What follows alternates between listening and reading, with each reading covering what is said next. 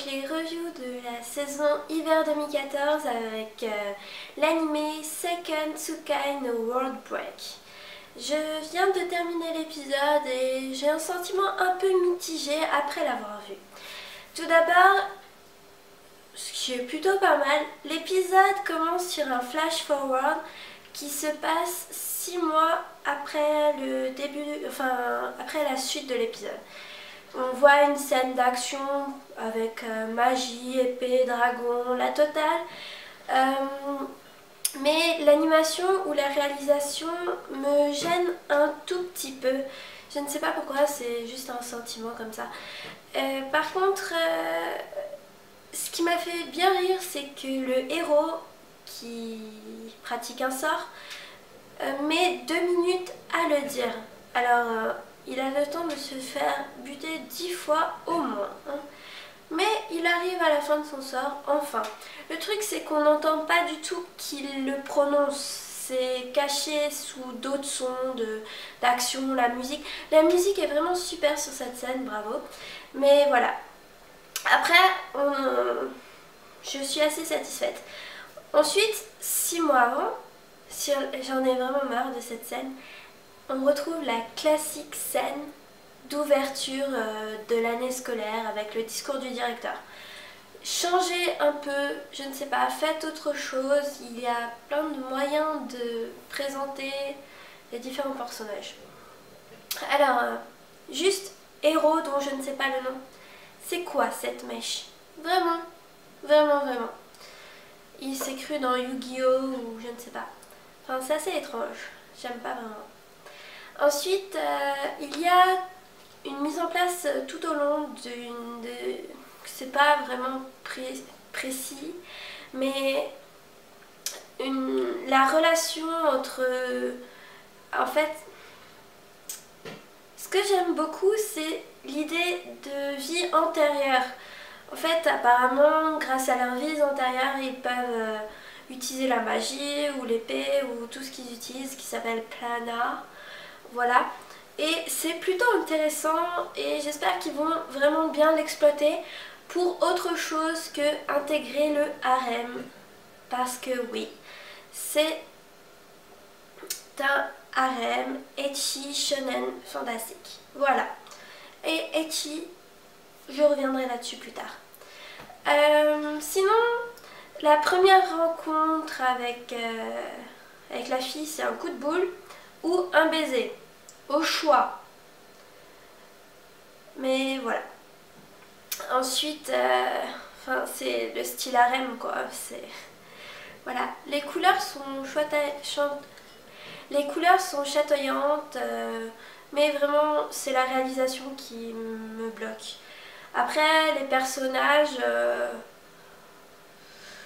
formons le club pour tuer la fille aux cheveux roses, qui s'appelle Satsuki Ranjo. Son comportement est insupportable. C'est le comportement habituel, on retrouve le même comportement dans à peu près tous les harems. C'est simple, c'est la fille, naine, planche à pain, qui a un caractère de merde. Et elle a la voix qui va avec, hélas. Sinon, il y a l'autre personnage qui est une autre déré. Je vous invite à voir tous les dérés qui existent, Yodéré, Kodéré, Imedéré, tous les dérés, car dans les harems, chaque fille est une déré différente. Et bien sûr, l'héroïne principale est la plus insupportable. Pourquoi? Sinon, dans tout harem ecchi, il faut 3 compteurs.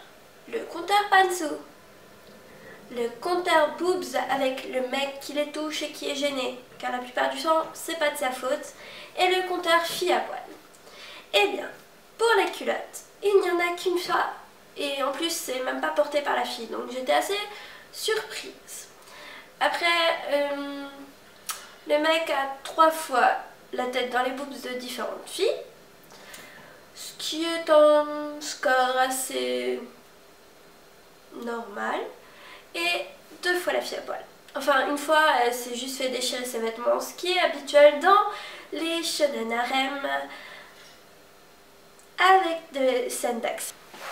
Après on retrouve l'idée d'avoir un héros assez faible et grâce au pouvoir de la voix de la fille insupportable, il devient badass car il se rappelle de sa vie antérieure.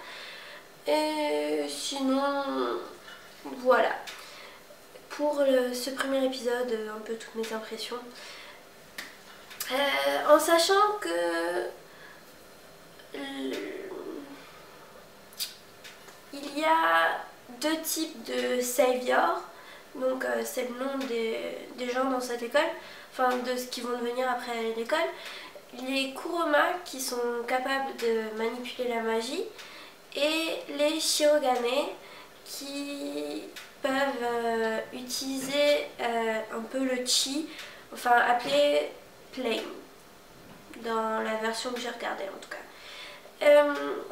Et ensuite donc le quotidien du héros qui rencontre plein de nanas et qui fait des combats, etc. Là il faut que je lise pour le staff. Je ne connaissais pas le studio Diomedea, donc voilà. Le réalisateur Takayuki Inagaki a fait par exemple Rosario plus Vampire.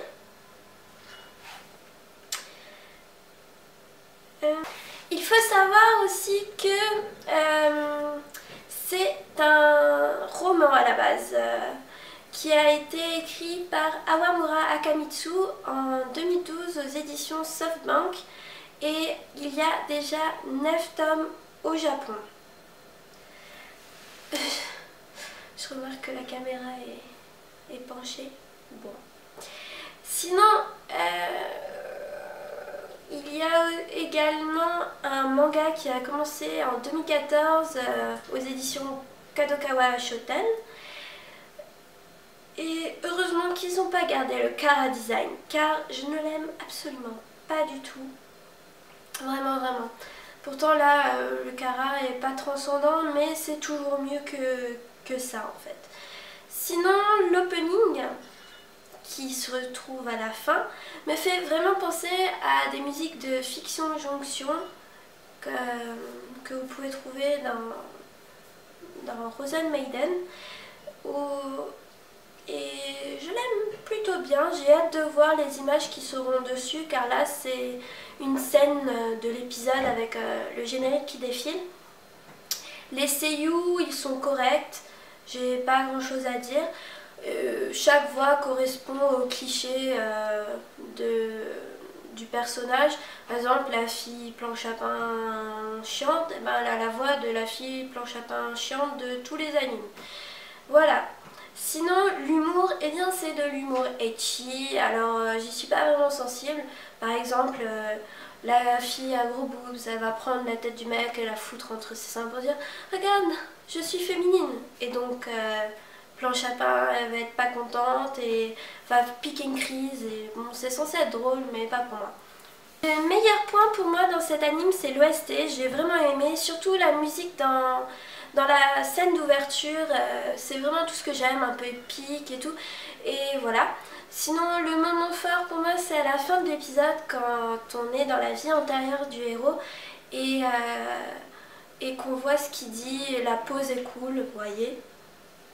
Et voilà, j'aime beaucoup. Après, en résumé, je pense que je vais continuer à regarder, mais je vais pas forcément le suivre assidûment.